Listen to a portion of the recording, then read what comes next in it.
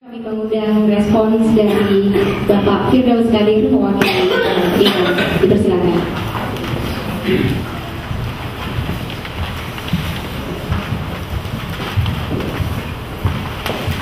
A'udzu billahi minasyaitonir rajim. Bismillahirrahmanirrahim. Alhamdulillahirabbil alamin. Nahmaduhu wa nasta'inuhu wa nastaghfiruh wa na'udzu billahi min shururi anfusina wa min sayyiati a'malina.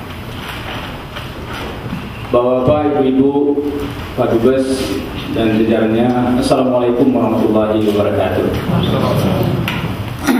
Saya berdiri di depan ini bukan karena paling mengetahui apa yang sedang terjadi di Indonesia, walaupun cuplikan-cuplikan kita saya juga mengikutinya.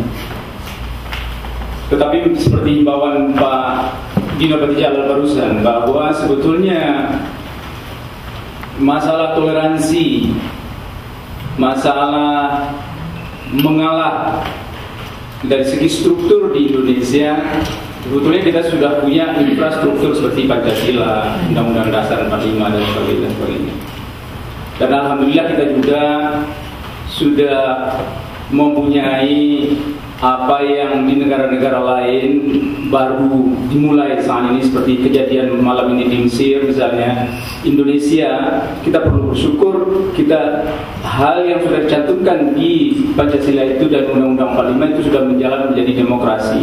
Artinya bahwa toleransi beragama itu bukan barang baru bagi kita sebagai bangsa Indonesia dan sebagai Muslim yang berbangsa Indonesia.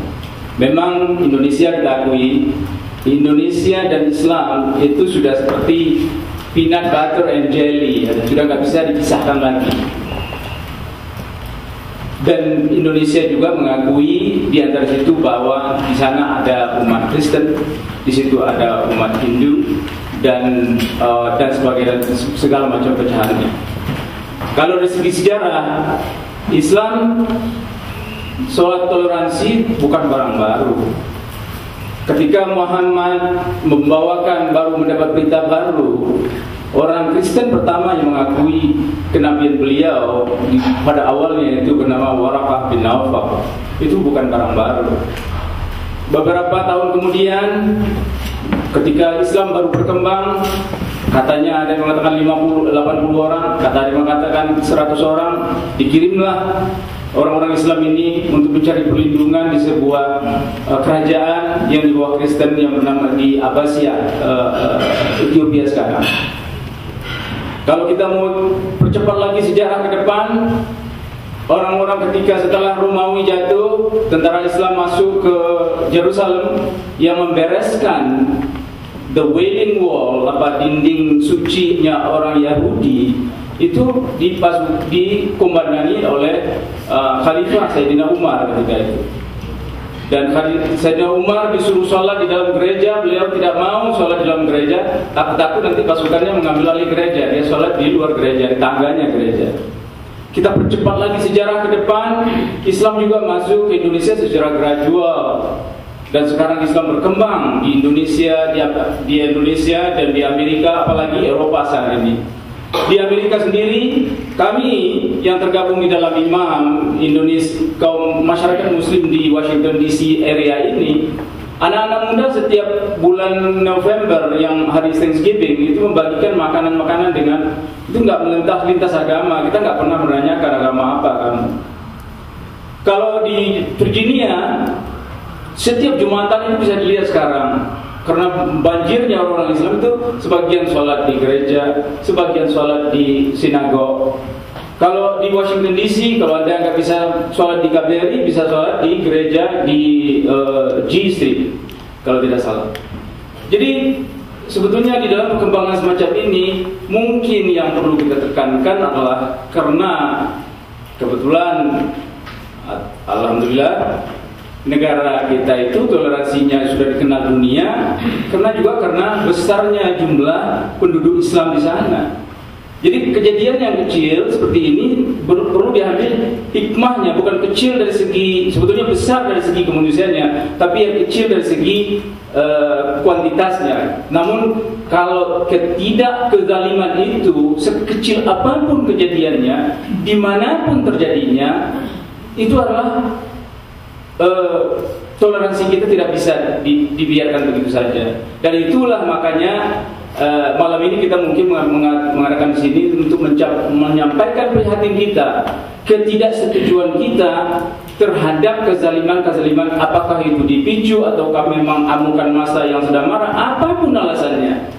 Dari itu himbauan kami dari sini kalau bisa adalah malam ini, karena ini banyak pemuka-pemuka agama di sini, mungkin malam ini sebagai a new beginning untuk kita di Amerika. Mungkin kita bisa mengadakan dialog, berkomunikasi antar gereja. Kami belum punya masjid di sini, tapi ada organisasinya. Mungkin kita bisa jadi jangan dijadikan ini semacam the end, hanya sebagai reaksi kepada apa yang terjadi di tanah air. Mungkin kita bisa menjadikan sesuatu langkah baru. Dan saya minta mungkin KBRI bisa memicu komunikasi ini ke depan, karena kita juga bisa berbagi kepada di Indonesia kenapa ini bisa terjadi. Mudah-mudahan kejadian ini bisa, bagi yang menjadi korban dalam kejadian ini, bisa kita jadikan bawa kepada dimensi berikutnya agar tidak ada lagi terjadi hal-hal yang sama di masa yang akan datang, untuk bagi siapapun oleh bangsa Indonesia dimanapun dia berada, atau bangsa lain pun di mana dia berada. Karena di dalam agama kita sudah tahu semua, satu pembunuhan adalah seakan-akan Anda membunuh semua kemanusiaan. Jadi tanpa berpanjang lebar, kami menyampaikan prihatin yang sedalam-dalamnya. Mudah-mudahan bisa menjadi refleksi perenungan kita ke depan, bagaimana memperkokoh undang-undang penegakan hukum di Indonesia, bagaimana ini bisa di-prevent yang akan datang sebelum terjadi. Insyaallah demikian, dan terima kasih atas kesempatan ini kepada saudara kita dimanapun berada. Jadikanlah ini sebagai pengawali semangat baru untuk tidak lagi terjadi kekejaman-kekejaman semacam ini di masa yang akan datang. Terima kasih. Wassalamualaikum warahmatullahi wabarakatuh. Selanjutnya kami undang wakil dari Keluarga Katolik Indonesia kepada Bapak Edi Sanjaya, dipersilakan.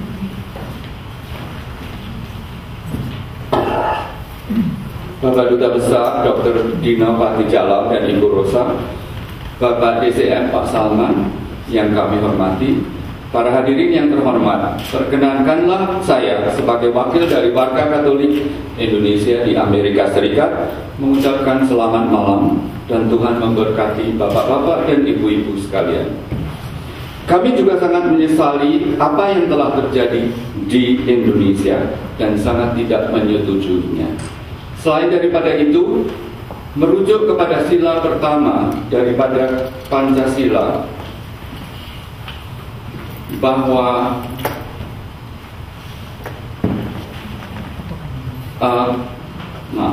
pasal 29 di mana pemerintah menjamin kebebasan beragama. Kami menghimbau kepada pemerintah Indonesia untuk menjalankan tugas dan kewajiban yang sudah diterapkan oleh para pengetua kita. Satu hal yang membuat kami sangat prihatin ialah di mana kejadian ini bukan hanya dalam satu agama yang sama, namun juga dari lintas agama. Oleh sebab itu, kami percaya bahwa pemerintah akan menjaga dengan sekuat tenaga supaya hal-hal ini tidak akan terjadi lagi, dan akan menindaklanjuti dengan sanksi-sanksi hukum yang berlaku di Indonesia.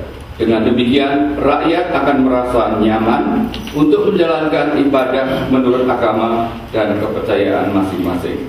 Terima kasih atas waktu yang diberikan, dan Tuhan memberkati.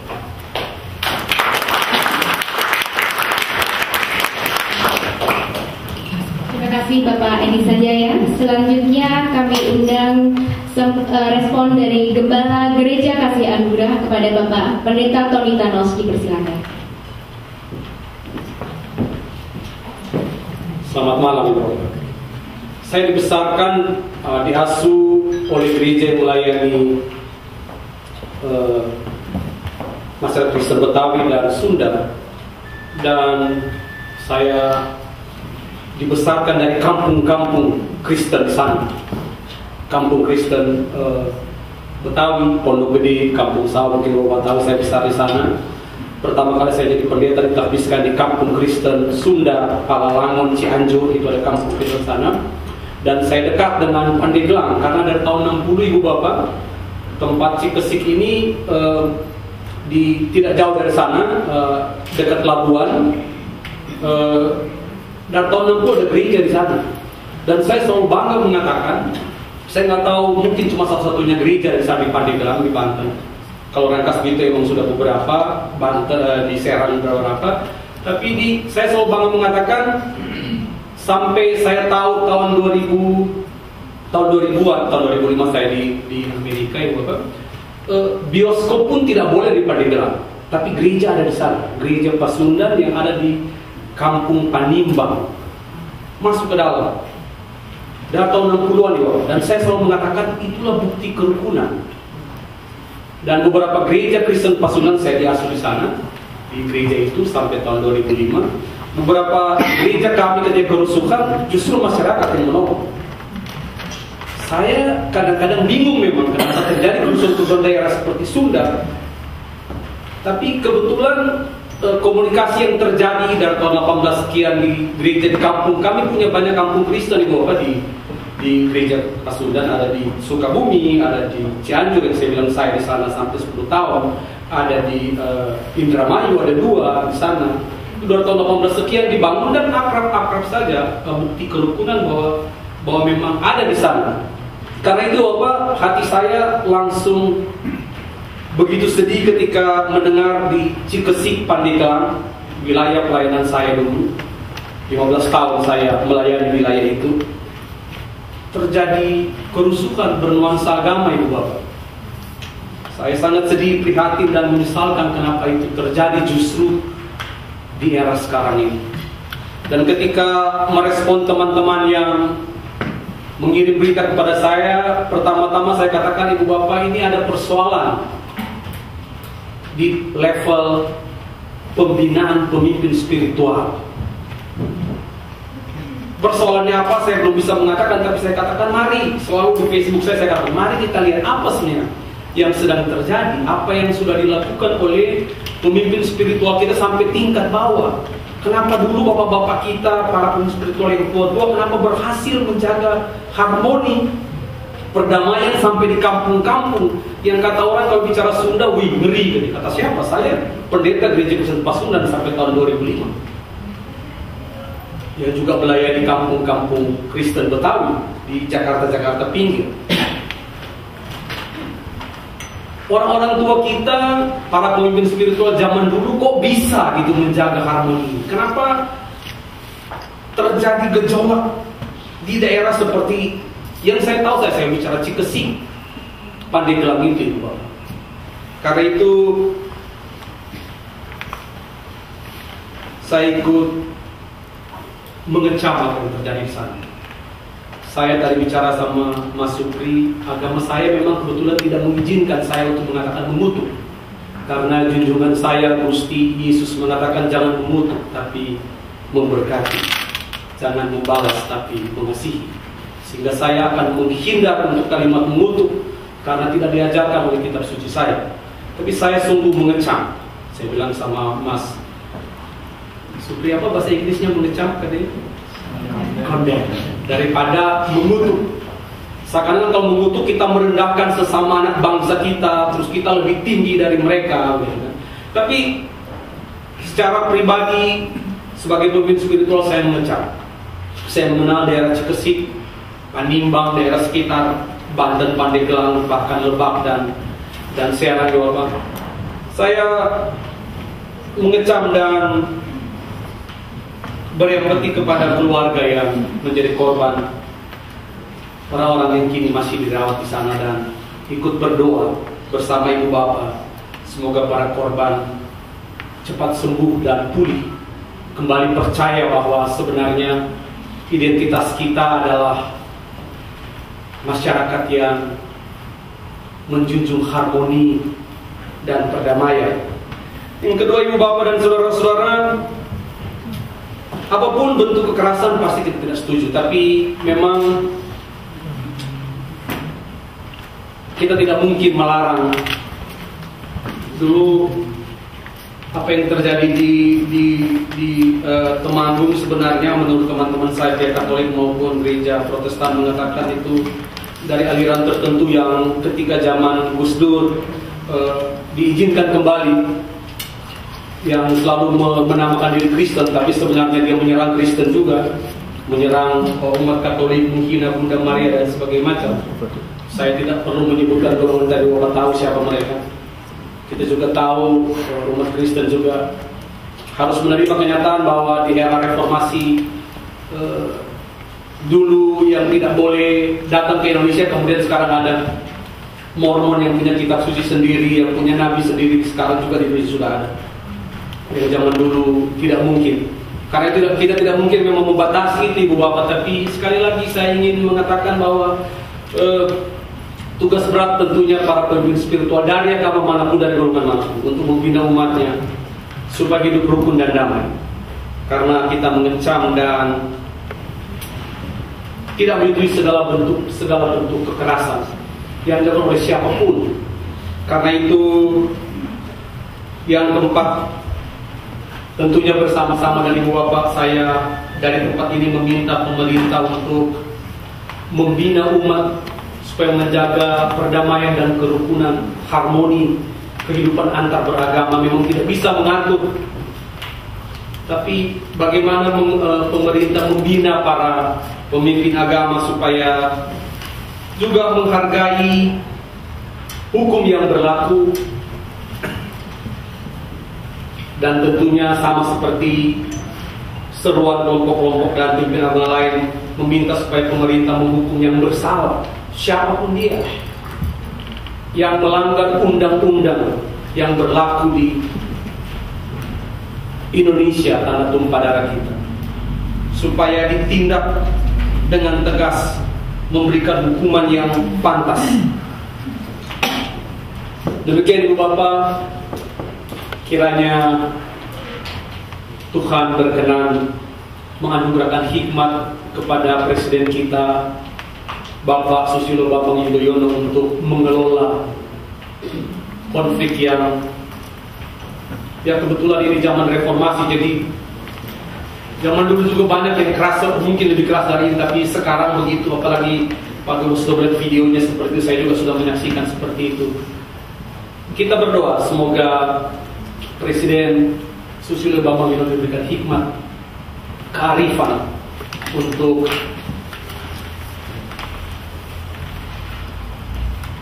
menjaga, supaya mendorong aparatnya supaya dapat menjaga harmoni dan perdamaian di tanah tercinta kita Indonesia. Terima kasih Bu Bapak. Terima kasih. Selanjutnya kami mengundang sambutan dari perwakilan Banjar Bali, Kadek Hermawan. Kepada Bapak Kadek Hermawan, silakan.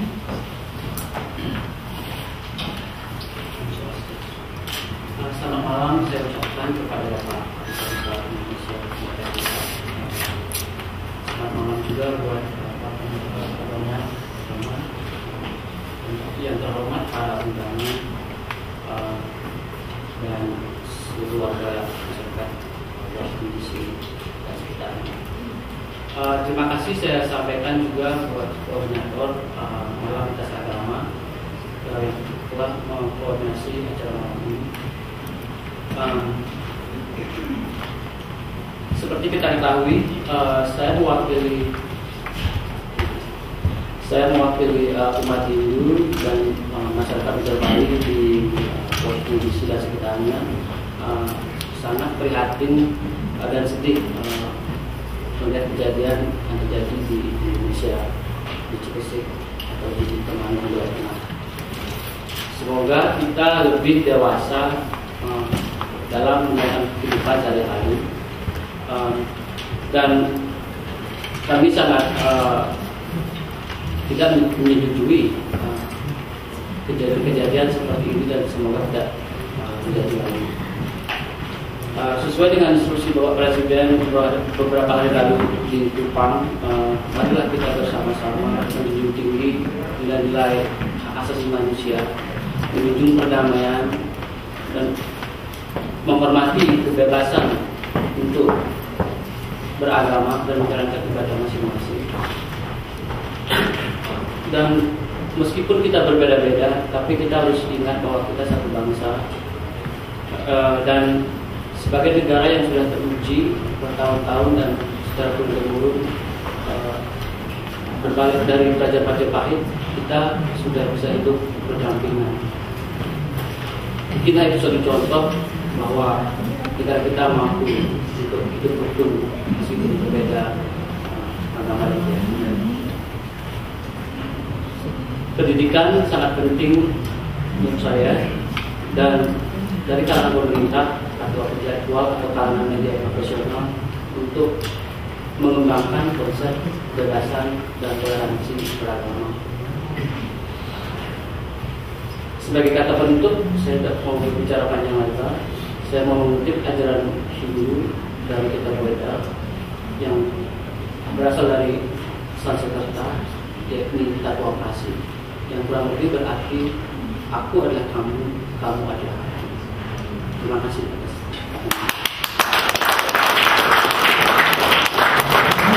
Terima kasih Bapak Kadek. Selanjutnya kami mengundang Ustadz Samsi Ali untuk berkenan memberikan respon. Kami persilakan. Assalamualaikum warahmatullahi wabarakatuh. Bapak Dubes, Ustaz Ibu, Pak Salman, Bapak dan Ibu, yang terhormat para tokoh masyarakat dan tokoh agama yang hadir pada malam hari ini. Barangkali kalau dikatakan Washington DC dan sekitarnya, mungkin saya dari sekitarnya, karena memang saya datang dari New York. Sebelum saya menyampaikan beberapa kata, mungkin saya ingin memperkenalkan teman saya yang bersama saya hari ini, yang kebetulan sengaja saya supirin beliau dari Washington DC, Bapak Sugro Prasetyo. Dan beliau ini adalah ketua perwakil perkumpulan warga Kristiani di kota New York. Ketika saya mendapat telepon dari KBRI bahwa Pak Dubes mengundang Anda untuk hadir di KBRI, saya katakan dalam rangka apa? Bapak mengatakan ini ada malam solidaritas lintas agama. Saya katakan hari Sabtu itu saya penuh. Tapi karena ini malam solidaritas lintas agama, kalau seandainya imam yang mengundang, mungkin saya mengatakan ditunda dulu. Tapi karena ini lintas agama, saya melihat sangat penting, dan sekaligus saya melihat sangat urgent untuk saya mengajak teman saya yang selalu bersama saya di kota New York, sama-sama umat Kristiani. Bapak dan Ibu sekalian, pertanyaan barangkali yang besar di benak kita pada malam hari ini, kenapa sampai terjadi seperti itu? 2 hari yang lalu saya diminta oleh Kedutaan Besar Amerika Serikat di Jakarta untuk menjadi pembicara tamu bersama para pandit tentang Islam dan Muslims and Diversity in the United States of America, a non-American perspective. Saya juga mendapat banyak pertanyaan dari teman-teman kita. Pendengarnya adalah wartawan Muslim, mahasiswa Muslim, wakil-wakil organisasi Islam, dan juga anak-anak pesantren. Saya terkadang sedih sebagai seorang aktivis interfaith di kota New York. Saya sangat sedih bahwa di negara saya yang saya cintai ini, yang sangat dikenal sebagai negara yang sebelum agama apapun mengaku sebagai the most majority in the country, kita ini orang Indonesia secara nature pun sebenarnya sangat toleran, humble, friendly. Kok tiba-tiba terjadi seperti ini? Ini sangat menyedihkan. Seolah-olah nature kita ini sudah berubah. Lalu saya berpikir, kenapa bisa terjadi? Apalagi atas nama agama. Saya teringat bahwa dalam beberapa kali pertemuan antara agama, saya sering ditanya, kenapa terjadi radikalisme? Kata kuncinya adalah tendencies of being radicals. Dan tendencies of being radicals is caused primarily by at least 4 factors. Ada 4 faktor barangkali yang menjadikan banyak orang cenderung untuk menjadi radicals. Yang pertama adalah terjadi simpang siur antara kecenderungan beragama dan kecenderungan politis kita. Saya kira di Indonesia juga sudah terjadi demikian. Sudah samar-samar antara batas agama dengan politik. Sehingga terkadang agama tidak menjadi lagi moral force untuk membenarkan kesalahan atau tendencies kesalahan politik, tapi agama justru diseret untuk menjadi kepentingan politik. Ini sangat berbahaya. Kita lihat di Amerika sekarang ini sebagai satu contoh, ketika Ground Zero atau Islamic Center Ground Zero itu Desember tahun 2009 sudah diekspos di New York Times, tapi belum ada yang kontroversial. Sampai Juni tahun 2010 ketika Rick Lazio, calon gubernur New York, mulai mengekspos dalam kampanye. Jadi ketika isu agama dan agama dijadikan sebagai alat kepentingan politik, disitulah kemudian agama itu cenderung untuk corrupt, even sometimes more corrupt than politik itself. Ini yang pertama. Maka kita himbau teman-teman kita di Indonesia, seagamis apapun harus ada batasan-batasan di dalam memakai agama, di dalam usaha untuk mendapatkan kepentingan politik. Kita harus berhati-hati. Pertama. Yang kedua adalah narrow-mindedness di dalam memahami tekstual atau teks daripada kitab suci kita. Kita sadar bahwa dalam semua kitab suci ada ayat-ayat tertentu yang bisa dipakai atau I used to say bisa hijack kita. And we are being hijacked by those verses to be being extremes. Dalam Al-Quran misalnya dikatakan la tarda ankal yahudu wal nasara hatta tattabi'a millatahum. Yahudi dan Nasrani itu nggak pernah ridha kepada kamu sampai kamu ikut kepada agama mereka. Lalu saya bersahabat dengan Yahudi dan Kristen di New York, dia baca ayat. Jadi kamu itu nggak pernah menjadikan saya friends dong. Ada ayat mengatakan la tattakhidul yahuda wan nasara awliya. Jangan jadikan Yahudi dan Kristen sebagai awliya. Commonly translated as friends. Terkejut orang Yahudi dan Nasrani. Kalau begitu kan nggak bisa bersahabat. Bagaimana Anda bisa hidup dalam dunia global sekarang ini? Lalu masih cenderung memahami ayat-ayat ini dalam konteks abad 7. Ini yang jadi masalah. Jadi teman-teman kita di Indonesia, mohonlah. Kita sekarang ini sudah di abad 21, abad global. Tidak mungkin lagi kita berpikiran dengan pikiran-pikiran abad 7. Bapak dan Ibu sekalian, mungkin masih banyak faktor lagi, tapi bukan masanya malam ini. Saya ingin mengatakan, sebagai orang Muslim dan orang Indonesia, dua-duanya, I feel being embarrassed dengan kejadian mutakhir yang terjadi di Indonesia akhir-akhir ini. Sebagai orang Indonesia, tentu saya embarrassed karena Indonesia dikenal dengan friendly attitude, tolerant, humble kepada semua, mudah tersenyum. Tiba-tiba seperti itu, sangat menakutkan. Lihat itu yang dipukul yang di YouTube itu. Sebagai orang Islam, we have been so painful di Amerika ini sejaknya 11 September. Tapi Islam itu kemudian dijadikan sebagai justifikasi. Sangat menyakitkan bagi kami sebagai seorang yang telah mempelajari agama ini sejak kecil. Sangat menyakitkan. Karena betul-betul seolah-olah agama yang saya tahu innocent dari seluruh tendencies ini kemudian dijadikan sebagai foundation atau justification, pembenaran terhadap the acts of evil tersebut. Jadi Bapak Dubes terima kasih atas kehormatan atas undangan ini, dan juga pada teman-teman kita menyampaikan juga belasungkawa kepada semua pihak-pihak yang menjadi korban di Indonesia, siapa saja. Mudah-mudahan kita berdoa kepada Tuhan Yang Maha Kuasa bahwa ke depan insya Allah kita bisa membangun harmoni kebersamaan sekali lagi. Mudah-mudahan bangsa kita kembali bangkit menjadi bangsa yang besar. Indonesia adalah bangsa yang besar, dan itu akan merupakan harapan kita bersama. Terima kasih. Assalamualaikum warahmatullahi wabarakatuh.